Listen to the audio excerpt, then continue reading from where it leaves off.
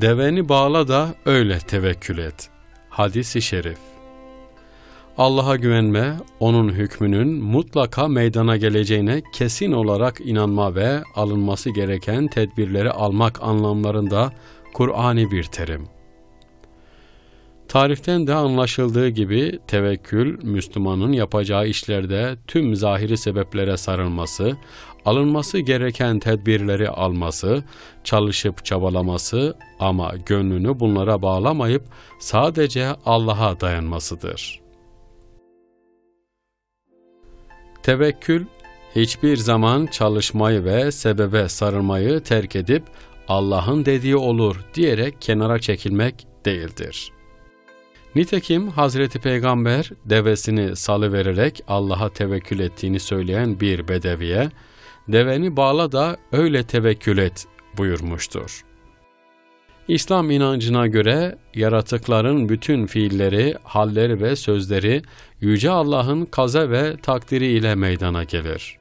Onun için İslam, alınması gereken tedbirleri aldıktan sonra insanlara ve aracılara değil, sadece Allah'a dayanma anlamındaki bir tevekkülü emreder. Bir ayette Yüce Rabbimiz şöyle buyuruyor: Müslümanlar sadece Allah'a dayanıp güvensinler. Ali İmran Suresi. Hazreti Peygamber de şu sözleriyle Müslümanlara tevekkülü tavsiye etmektedir. Eğer siz Allah'a hakkıyla tevekkül ederseniz, O sizi kuşu rızıklandırdığı gibi rızıklandırır. Hazreti Ömer radıyallahu anh, Medine'de boşta gezen bir gruba, siz necisiniz diye sordu. Onlar da, biz mütevekkilleriz dediler. Bunun üzerine büyük halife, hayır siz mütevekkil değil, müteekkil yani yiyicilersiniz. Siz yalancısınız. Tohumumu yere atıp sonra tevekkül edene mütevekkil denir dedi. Bu olay tevekkülden ne anlaşılması gerektiğini çok güzel ifade etmektedir. Gerçek tevekkül güzel bir davranış, ahlaki bir fazilettir. Cenab-ı Hak Müslümanlara tevekkülü emretmiş ve mütevekkil olanları sevdiğini haber vermiştir. Bir de daima diri olup hiçbir zaman ölmeyen Allah'a tevekkül et. Furkan Suresi. Kim Allah'a tevekkül ederse o ona yeter. Talak Suresi. Müminler ancak o kimselerdir ki Allah anılınca kalpleri ürperir. Onlara Allah'ın ayetleri okunduğunda o ayetler onların imanlarını artırır ve Rablerine tevekkül ederler. Enfal Suresi.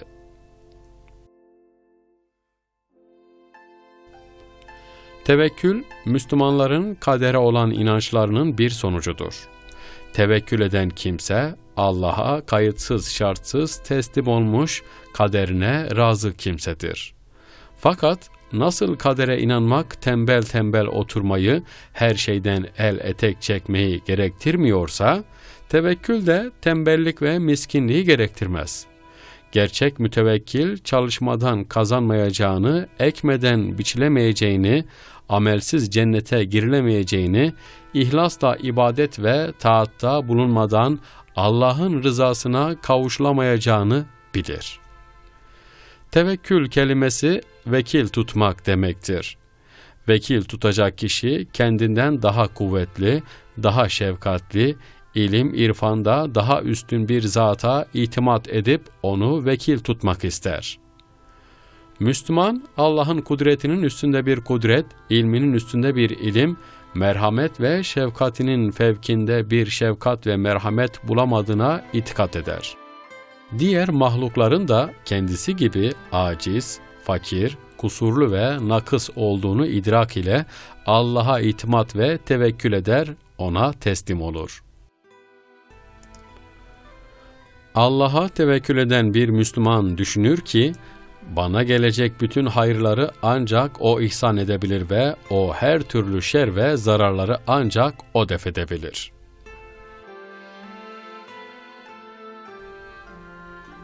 Bir Müslüman çalışmadan kazanılamayacağını bilerek dünya işleri için gerekli bütün tedbirleri aldığı gibi ibadet etmeden ve Allah'ın emirlerini yapıp yasaklarından kaçınmadan da cennete gidilemeyeceğini bilerek kulluk vazifesini yerine getirir ve sonunda Allah'a tevekkül eder.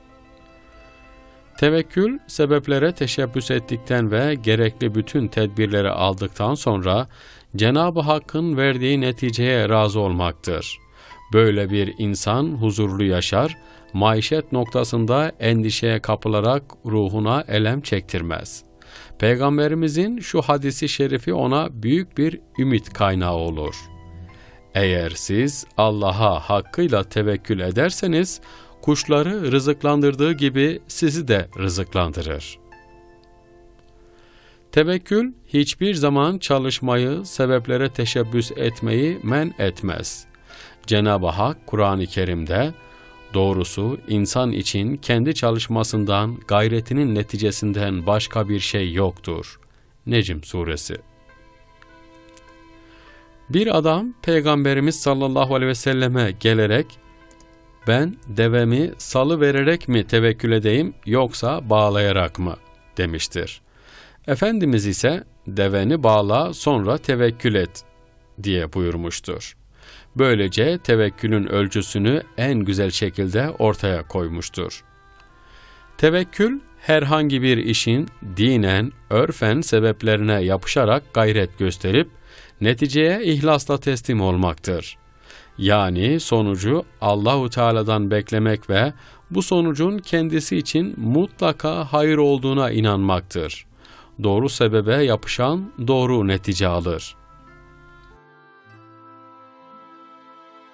Tevekkül, değiştirilmesi insan gücünün dışında olan üzücü olayları ezelde takdir edilmiş bilip üzülmemek, Allahu Teala'dan geldiğini düşünerek seve seve karşılamaktır.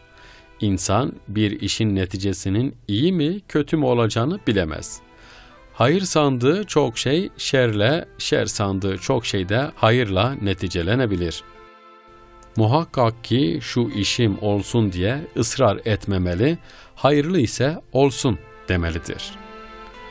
Allahu Teala kimseye muhtaç olmamak için çalışmayı, hasta olmamak için tedbir almayı, hasta olunca ilaç kullanmayı, görebilmek için ışığı sebep kılmıştır.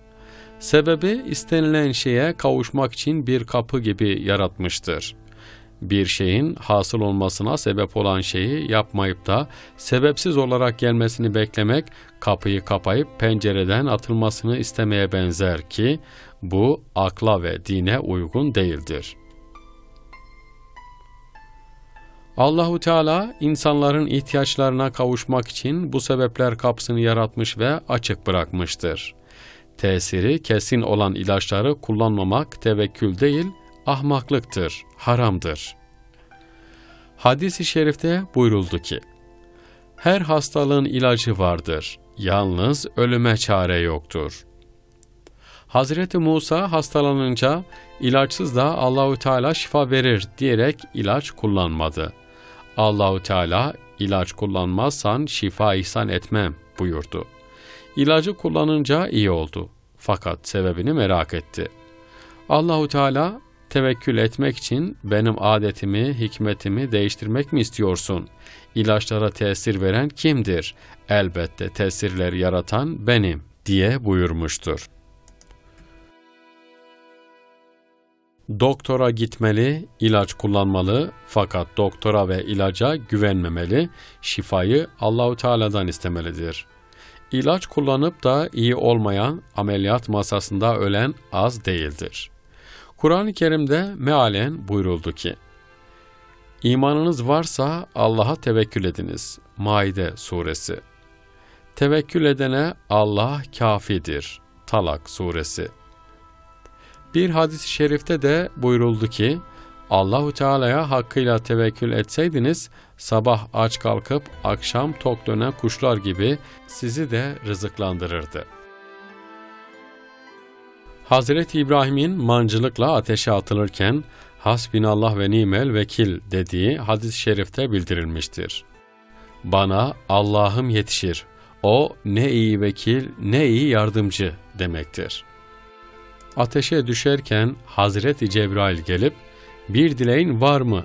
diye sorunca, "Var, fakat sana değil" diyerek sözünün eri olduğunu gösterdi. Bunun için ayet-i kerimede sözünün eri olan İbrahim diye övüldü. Necm suresi.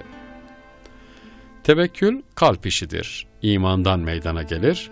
Allahu Teala'nın lütuf ve ihsanının pek çok olduğunu iman etmekle hasıl olur. Bu hal kalbin vekile itimat etmesi, güvenmesi, ona inanması ve onun ile rahat etmesidir. Böyle bir insan dünya malına gönül bağlamaz. Dünya işlerinin bozulmasından dolayı üzülmez. Rızkından endişe etmez. Sebeplere yapışmak tevekkülle zıt değildir. Sebeplerin tesir etmesinin Allahu Teala'dan olduğunu bilen, tesiri Allahu Teala'dan bekleyen ve tecrübe edilmiş sebepleri kullanan kimse Allahu Teala'ya tevekkül etmiş, yalnız ona güvenmiş olur. Tesir etmeyen hayali sebepleri kullanmak tevekkül olmaz. Tesiri çok görülmüş olan sebepleri kullanmak gerekir. Ateş yakar, fakat ateşe yakma kuvvetini veren Allahu Teala'dır. Aç olan bir şey yer, bu şeye doyurma kuvvetini veren O'dur. Gerektiği zaman böyle sebepleri kullanmadığı için zarar gören kimse Allahu Teala'ya asi olur. Tecrübe edilmiş sebepleri kullanmak gerekir. Allahu Teala meşveret etmeyi, bilenlere danışmayı emretti. Meşveret de sebebe yapışmaktır. Meşveretten sonra tevekkülü emretti. Ahiret işlerinde tevekkül olamaz, çalışmak emrolundu. Burada azabından korkmak ve merhametinden ümitli olmak gerekir. Allahu Teala'nın keremine, ihsanına güvenmeli ve emrolunan ibadetleri yapmalı, yasak denilenlerden sakınmalıdır. Tevekkül budur ve kulluk böyle olur. Azmedip de bir işe başlayınca Allah'a tevekkül et, ona güven. Allah size yardım ederse kimse size galip gelemez. Size yardım etmezse kimse yardım edemez. O halde müminler Allah'a tevekkül etsinler. Ali İmran suresi. Kendine güvenmek tevekkülün tersi ve tevekkülü bozan bir şeydir. Bundan başka egoistliğe, kendini beğenmeye yol açar. Tevekkül, iş yapmayıp tembel oturmak değildir. Bir işe başlamak ve başlanan işi başarmak için tevekkül gerekir. Güç bir işi başaramamak korkusunu gidermek için de tevekkül gerekir. Bu ayet tevekkül ile beraber çalışmayı ve çalışmada azmin de gerektiğini bildiriyor. Demek ki her Müslüman çalışacak, azmedecek ve sonra da güvenecektir. Tevekkül bir zaaf değil, bir kuvvettir.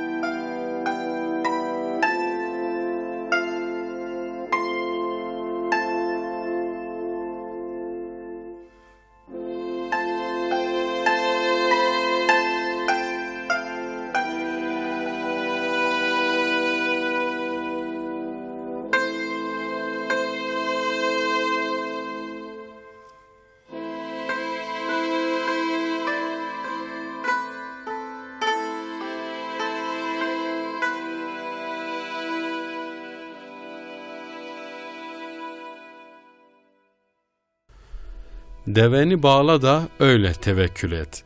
Hadis-i şerif.